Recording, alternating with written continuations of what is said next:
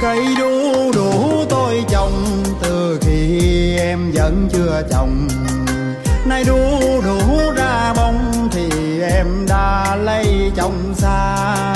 Giờ nhớ cuộc tình lẻ loi niềm riêng dấu kính trong tim. Thương em nói không nên lời, tôi có cười nhìn em bước đi.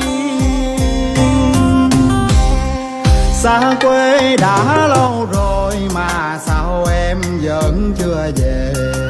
Bao năm mãi trông mong mà tim em cứ biên tâm. Tháng ngày một mình quạnh nhiều buồn thương thương nhớ tiếng em.